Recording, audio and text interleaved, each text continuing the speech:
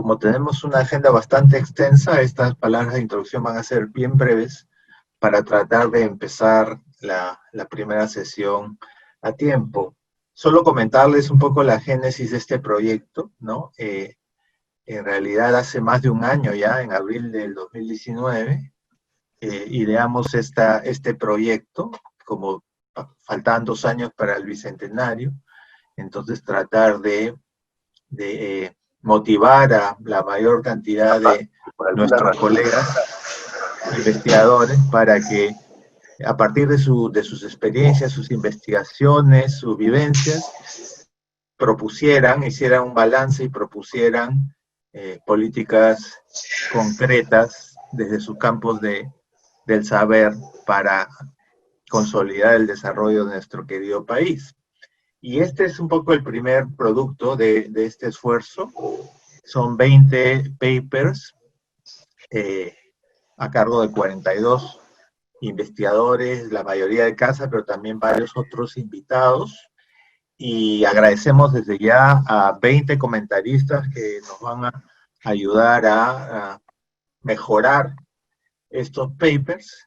Lamentablemente por restricciones de tiempo, no vamos a tener, digamos, ahora en vivo y en directo intervenciones del público participante. Sin embargo, a través del chat nos pueden escribir su nombre, su correo electrónico y la pregunta, sugerencia, comentario acerca del paper que se presente. Y entonces, a partir de la otra semana se les podrá dar respuesta y se incorporará hasta donde se pueda sus comentarios para las versiones finales del libro, que se producirá entonces durante el segundo semestre y ojalá esté a disposición del público el otro año y a disposición de las autoridades por elegirse electas el próximo año, a fin de que esto sirva también como una contribución de la UP a la agenda de desarrollo. Y pasamos inmediatamente a la sesión segunda de nuestra conferencia sobre relaciones internacionales y exportaciones. Si están conectados, vamos a empezar con la presentación de la profesora Rosario Santagadea sobre China y Asia-Pacífico en la globalización, tendencias y oportunidades para el Perú. Charo es directora del Centro de Estudios para China y el Asia-Pacífico de nuestra universidad.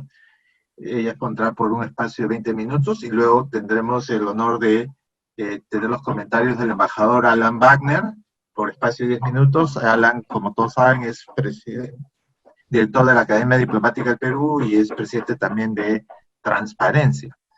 Así que empezamos con Charo Santagadea, por favor. Sí, muy buenos días. ¿Se me ve? ¿Se me escucha bien? Perfectamente. Y todo bien, profesora. Ok, quisiera en primer lugar felicitar al Centro de Investigación de la Universidad del Pacífico, en la persona de su director, el profesor Gustavo Yamada, por esta gran iniciativa de liderar el proyecto Bicentenario. En segundo lugar, quisiera agradecer muy especialmente al embajador Alan Wagner Tizón por haber aceptado comentar la investigación que vamos a presentar. Es un honor para nosotros contar con sus comentarios que sin duda enriquecerán la versión final del estudio. En tercer lugar, quisiera hacer un reconocimiento a los economistas Gabriel Arrieta y Fabio Leiva, quienes han colaborado conmigo en este estudio como asistentes de investigación y agradecerles por su valioso aporte. Voy a pasar entonces a la presentación que he preparado. Si me permiten colocarla.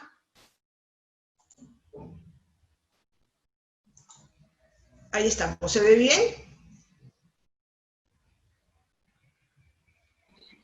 Sí, todo bien. Muy bien. Muy bien. Entonces, esta presentación sobre el tema China y Asia-Pacífico en la globalización, tendencias y oportunidades en el Perú.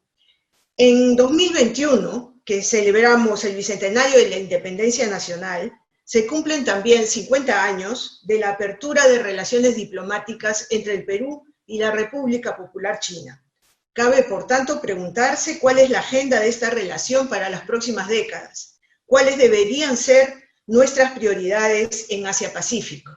Ambas preguntas están relacionadas debido al papel central que tiene la relación económica con China en el marco de nuestra inserción en Asia-Pacífico.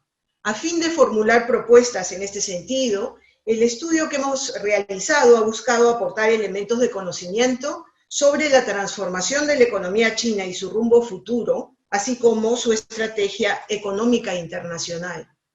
De esta forma, el método adoptado no ha sido estudiar la relación Perú-China en sí, sino analizar la evolución de la contraparte china a fin de identificar elementos y tendencias que el Perú podría aprovechar para diseñar una estrategia que conduzca a renovar sustantivamente el patrón tradicional de sus relaciones con China, caracterizadas todavía principalmente por la exportación de materias primas y la inversión en sectores extractivos. Un segundo aspecto a resaltar sobre el método adoptado en este trabajo es que hemos estudiado a China y en general Asia-Pacífico no desde el punto de vista de las oportunidades de mercado, sino desde la perspectiva de los resultados de sus estrategias de desarrollo. Para ello, con base en diversos indicadores de competitividad y productividad, se ha construido una visión comparativa entre el Perú y las economías de Asia y Oceanía en la cuenca del Pacífico, miembros de APEC, que hemos denominado resumidamente Asia 16, y que se visualizan en este mapa. De allí se deducen elementos para enriquecer la agenda de relacionamiento del Perú con China y la región Asia-Pacífico, de manera que contribuya al cambio estructural en el Perú. Un tercer aspecto a señalar es la exploración que se ha hecho sobre cómo es considerada China y Asia-Pacífico en la planificación estratégica nacional. El análisis ha mostrado que tenemos una debilidad importante: la generalidad con la que se define la visión del país acerca de cómo queremos insertarnos en la economía global, lo cual se traslada a nuestra proyección económica hacia China y Asia-Pacífico. Definir esa visión de la inserción en la economía global y las medidas para alcanzarla es una tarea pendiente, y las conclusiones del presente estudio podrían ser útiles para avanzar en esta perspectiva. En este sentido, nuestras principales conclusiones son: primero, la transformación económica de China y su proceso de ascenso en las cadenas globales de valor abre oportunidades para el Perú. China se ha convertido en la segunda economía del mundo después de Estados Unidos al medir el Producto Bruto Interno en dólares corrientes e incluso, según algunos, en la primera economía del mundo, con otras mediciones, si comparamos los PBI en paridad de poder de compra y en dólares constantes. Sin duda, este país es un caso de estudio por las experiencias y lecciones aprendidas que pueden extraerse de su proceso de transformación. Su fortaleza se basa, entre otros aspectos, en ser la economía que ha tenido el mayor crecimiento de la productividad en Asia-Pacífico, como podemos ver en el gráfico de la izquierda, que marca el crecimiento de la productividad en China desde el inicio de los años 80, luego de las reformas económicas implementadas en dicho país. Y el cuadro de la derecha, donde vemos que la tasa de crecimiento promedio anual de la productividad en China en los últimos 30 años es mucho más alta en comparación con el Perú y con el resto de las economías de Asia 16. El proceso de transformación chino involucró la creciente participación de este país en los sistemas de producción de bienes a nivel global. A ello contribuyeron las primeras zonas económicas especiales que fueron creadas al inicio de las reformas económicas y que, una vez alcanzado el éxito, dieron paso con el tiempo a la creación de miles de otros centros manufactureros y clústeres industriales en todo el país, los cuales también se convirtieron en importantes centros de producción mundial. En 2019, China contaba con 2.543 zonas económicas, que representan casi la mitad de las zonas económicas especiales que existen en el mundo, lo cual revela su importancia para atraer inversiones e incentivar exportaciones. China adquirió el rol central de fábrica del mundo, pero más allá de las actividades intensivas en mano de obra, que fueron consideradas como la principal ventaja comparativa de China en las décadas pasadas, el país ha incrementado su capacidad industrial para producir y exportar bienes de alta tecnología, ascendiendo en las cadenas globales de valor, siendo su objetivo cambiar el modelo de fabricado en China por otro en el cual la creación y el diseño se hacen en China. Aunado a este proceso de ascenso en las cadenas globales de valor está el proceso de deslocalización de la producción hacia otros países cercanos de Asia-Pacífico, los cuales progresivamente van tomando el lugar de China en las producciones intensivas en mano de obra y en la fabricación de bienes que se destinan a dichas cadenas. Y aquí podría estar la oportunidad para el Perú. Sin duda, el desafío del Perú con respecto a China y Asia-Pacífico está en la adopción de políticas orientadas a la diversificación de exportaciones. Ya estamos avanzando en esta dirección, puesto que la progresión de las exportaciones no tradicionales, agrícolas, agroindustriales y pesqueras, ha sido muy importante en los últimos años. Se trata de avanzar en otro frente complementario de la diversificación, el de las exportaciones de manufacturas, particularmente de bienes intermedios que puedan insertarse en cadenas globales de valor lideradas por firmas chinas o de otros países de Asia-Pacífico. La recomendación de este estudio es analizar el proceso de deslocalización e integración de la producción manufacturera entre el noreste y el sudeste asiáticos, a fin de extraer lecciones aprendidas para promover dicho proceso entre países asiáticos y latinoamericanos de la cuenca del Pacífico, y en particular entre China y el Perú. La segunda conclusión se refiere a la conversión de China en inversor neto en el exterior, que se verá reforzada por la iniciativa de la Franja y la Ruta y abre oportunidades para el Perú. China no solo se ha convertido en el primer exportador mundial, superando a la Unión Europea y a Estados Unidos, como vemos en el gráfico de la izquierda. También en 2018, la inversión de China en el exterior alcanzó la posición número 3 en el mundo, después de Estados Unidos y los Países Bajos. Ello pone en evidencia la importancia de China como inversor internacional, que es lo que vemos en el gráfico de la derecha, llegando en 2015 a convertirse en inversionista neto, dado que el flujo de inversión directa de China hacia el exterior superó por primera vez en su historia el flujo de inversión directa que China recibió. Seguramente, el desarrollo de la iniciativa de la Franja y la Ruta, que implica inversiones en infraestructura en terceros países en desarrollo, favorecerá esta tendencia. En el año 2013, el presidente Xi Jinping propuso por primera vez la construcción de la Franja Económica de la Ruta de la Seda y la Ruta Marítima de la Seda del siglo XXI, en adelante denominada Iniciativa de la Franja y la Ruta, o como se le conoce en inglés, The Belt and Road Initiative, la cual está basada inicialmente en las rutas históricas utilizadas para comerciar entre China, Asia Central y Europa. Luego de más de 6 años de implementación, la Franja y la Ruta se ha convertido en una iniciativa global para China, incluyendo actualmente 144 países, no solo de Europa y Asia, sino también de Oceanía, África y América Latina y el Caribe. El 25 de abril del 2019, Perú y China suscribieron el Memorándum de Entendimiento sobre la cooperación en el marco de la iniciativa de la Franja Económica de la Ruta de la Seda y la Ruta Marítima de la Seda del siglo XXI, con lo cual los países de América Latina y el Caribe en la iniciativa suman actualmente 19. Conviene, por tanto, que el Perú defina su estrategia de implementación.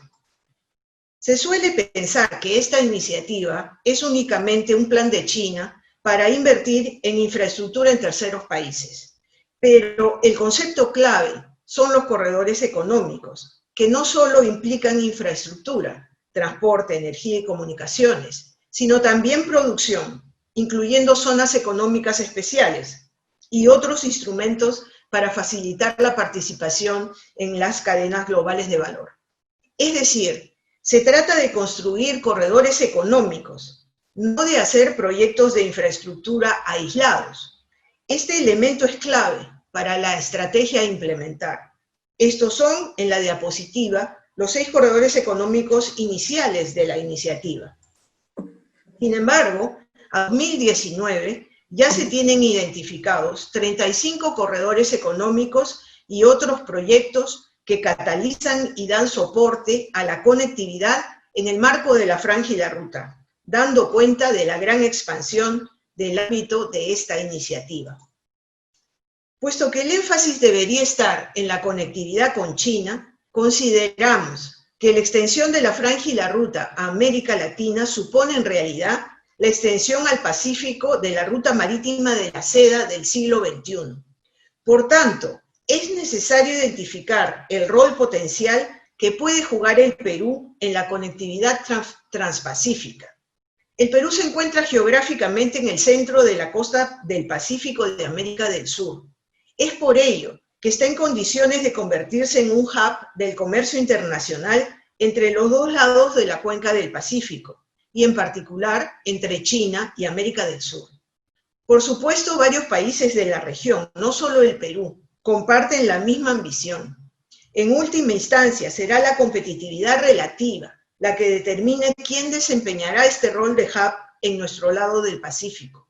Es necesario que el Perú actualice su estrategia en esta materia. También hay que seguir impulsando la conectividad aérea. De otro lado, se plantea el tema de la conectividad digital. La Franja y la Ruta contempla la construcción de proyectos de cables ópticos submarinos, transfronterizos y transcontinentales, que formarían la ruta de la seda de la información. América Latina no tiene conexión directa con Asia para la transmisión de información y datos, como se ve en este mapa. La pregunta es si hay viabilidad para un cable submarino entre China y América del Sur, con un hub digital en nuestro lado del Pacífico. Se conoce que Chile ya está desarrollando el estudio de factibilidad de este proyecto. Eso alejaría la posibilidad de que el Perú sea considerado también como una opción en este tema, a menos que el país exprese su interés y avance estudios en la materia. En suma, la extensión de la Franja y la Ruta a América Latina debería implicar trabajar en el establecimiento de uno o varios corredores económicos transpacíficos, con proyectos de infraestructura que tengan impacto en las relaciones transpacíficas e incluyan los aspectos logísticos y los proyectos productivos asociados a ellos. El Perú podría ser el ancla de dicho corredor económico transpacífico en América del Sur. Nuestra agenda con China podría enriquecerse con estos temas, pero dentro de una estrategia clara, a diseñar sobre la viabilidad y beneficios que podría traer dicho corredor. La tercera conclusión de esta investigación es sobre las metas al 2050. En 30 años más, ¿cómo se proyecta China? ¿Y cómo se proyecta el Perú? ¿Podemos converger? El desarrollo que China espera alcanzar puede ser un motor que contribuya al desarrollo del Perú. ¿Cómo lograrlo? Creemos que la transformación de la economía china y la participación del Perú en la iniciativa de la Franja y la Ruta son una oportunidad para plantear este tema. El gobierno chino ha establecido las llamadas 2 metas del centenario. La primera de ellas es construir una sociedad moderadamente próspera a través de la eliminación de la pobreza para el 2021, año en el que se celebra el aniversario número 100 de la fundación del Partido Comunista Chino. La segunda meta, con mayor ambición, es convertir a China en una nación plenamente desarrollada y avanzada para el año 2049, en el cual se celebran los 100 primeros años de la fundación de la República Popular China. Los hitos significativos que orientan este proceso son la estrategia Going Out, el plan Made in China 2025, los planes quinquenales, la iniciativa de la Franja y la Ruta y la visión de largo plazo planteada en los últimos congresos del Partido Comunista Chino. Todo ello contribuiría al ascenso de China como la primera economía del mundo. Por parte del Perú, necesitamos definir con mayor precisión cómo queremos insertarnos en la economía global. La oportunidad podría ser el proceso que se ha iniciado con la formulación de la visión al 2050 aprobada por el Acuerdo Nacional, que es el punto de partida para los trabajos que conduce ese plan para elaborar un plan estratégico nacional al 2050. La propuesta que sugiere nuestro estudio es evaluar la posibilidad de diseñar en paralelo un plan estratégico de inserción económica internacional al 2050, manteniendo desde luego vasos comunicantes entre ambos, pero con la ventaja de generar un enfoque integral y multisectorial para el proceso de internacionalización de la economía peruana. Si este objetivo no fuera alcanzable, la propuesta alternativa sería formular un plan de esta naturaleza con el horizonte 2050 específicamente para nuestra proyección hacia China y Asia Pacífico. En lo que respecta a China, la iniciativa de la Franja y la Ruta podría ser la oportunidad para abordar el diseño de dicho plan. La cuarta conclusión de nuestro trabajo es sobre la distancia en materia de desarrollo que nos separa de las economías de Asia 16. Es usual comparar al Perú con el resto de economías de América Latina. En la investigación realizada lo hemos hecho con Asia 16, lo cual ha hecho aparecer enormes brechas que el Perú aún tendría que remontar en el camino a su desarrollo. 12 pilares sostienen el ranking del índice global de competitividad. Solo en uno, relativo a la estabilidad económica, el Perú tiene una evaluación superior, compartiendo la posición número 1 con otras economías de Asia 16. En los otros 11 pilares, el Perú está a considerable distancia de la economía más competitiva de este grupo, ocupando en general el penúltimo o último lugar en la comparación con dichas economías. Tenemos que pasar muy rápidamente este gráfico resumen que hemos construido sobre la visión comparativa del Perú con respecto a la República Popular China y con respecto a la economía más competitiva de Asia 16 en cada uno de los pilares del Índice Global de Competitividad del Foro Económico Mundial. Los detalles están en el estudio.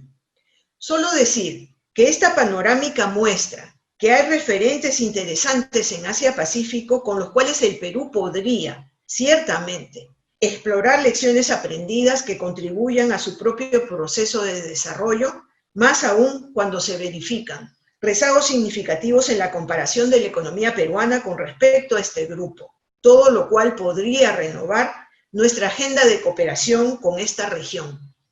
Les muestro a continuación muy rápidamente algunos ejemplos de los rankings que incluye la investigación. El Perú ocupa el penúltimo lugar con respecto a este grupo de economías de Asia y Oceanía, comparando el índice global de competitividad como promedio de los 12 pilares que lo componen. Es también el penúltimo en los pilares de infraestructura y de habilidades, entre otros.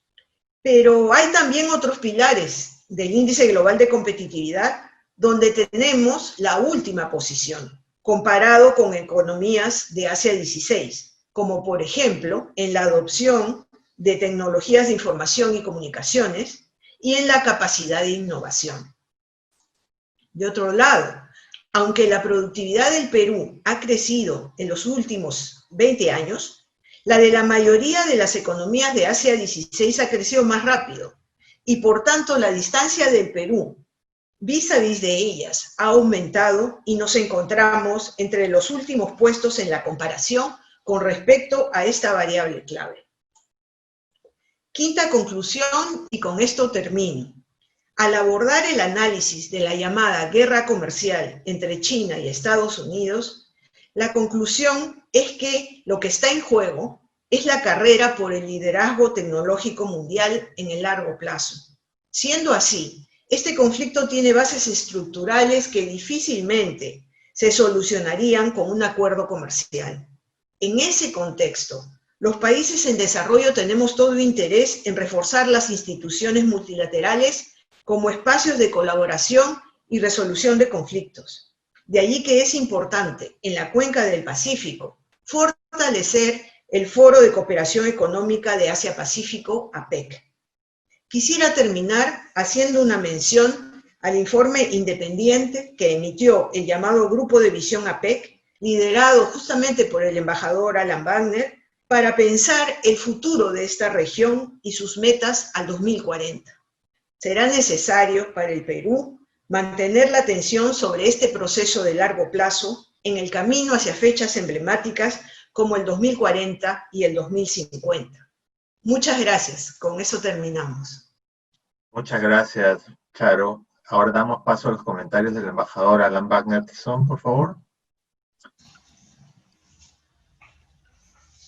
Adelante, Alan.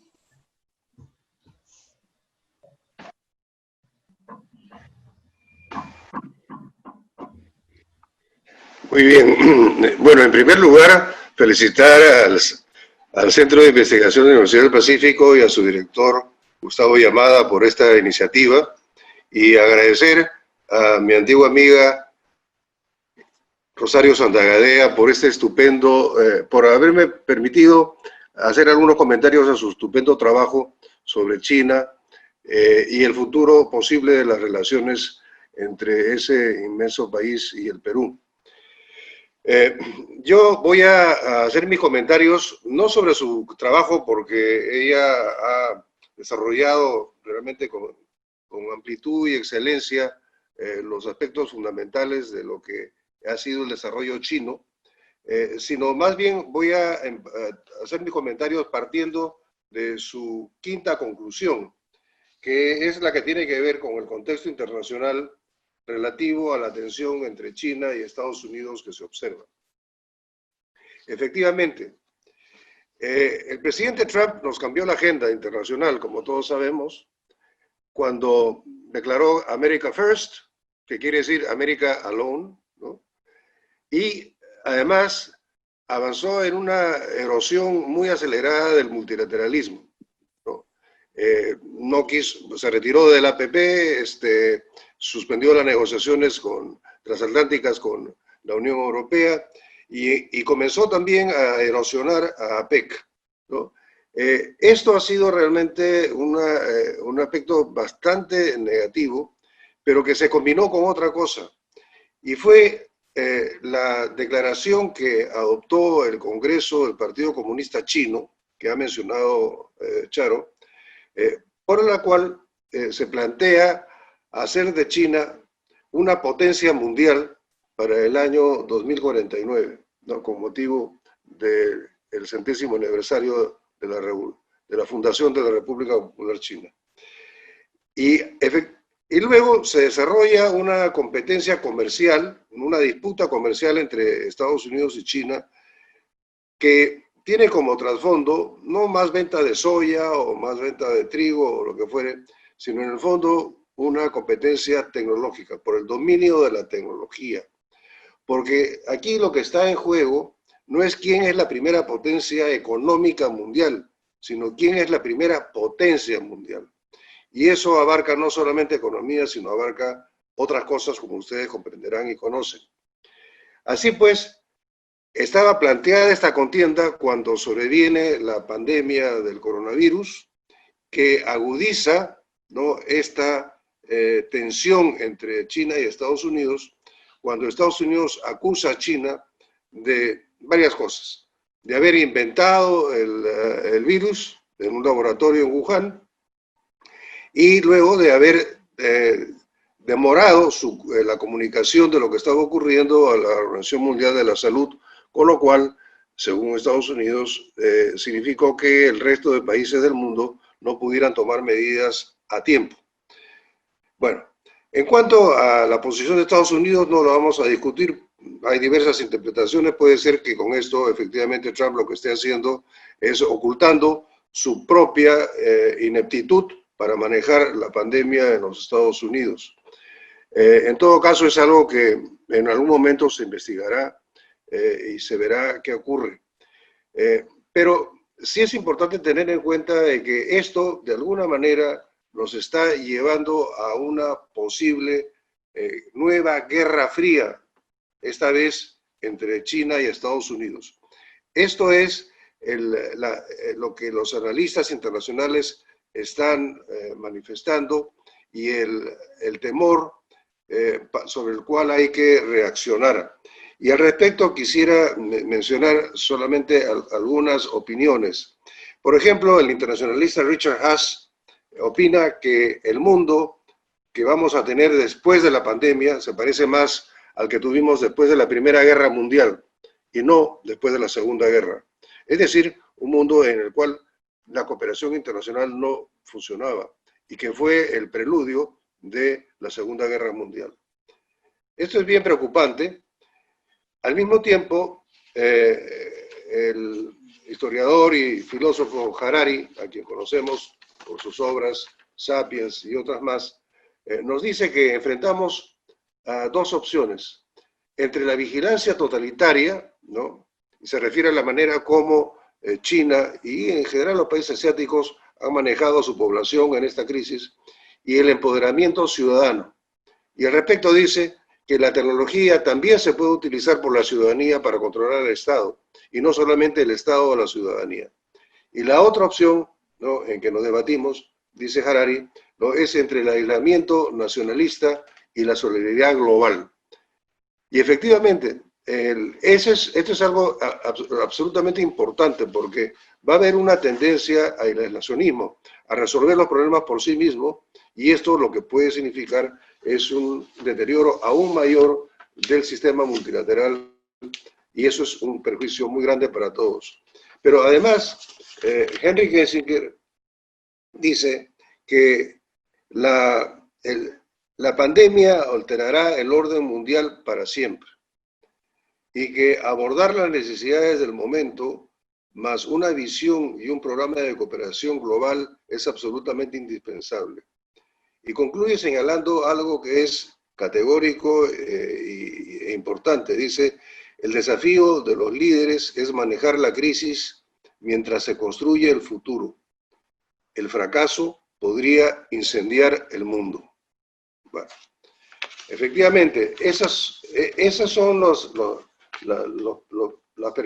desafíos que tenemos, ¿no?, en términos de relaciones internacionales, y en esos desafíos el papel de China y de Estados Unidos, como hemos dicho, es muy importante, porque en medio de eso se está debatiendo, ¿no?, el papel de potencia mundial. Ahora, ¿qué plan podemos tener, ¿no?, en las relaciones internacionales? Bueno, como ustedes saben, en el año 2015, la Asamblea General de Naciones Unidas aprobó la Agenda 2030 para el Desarrollo Sostenible.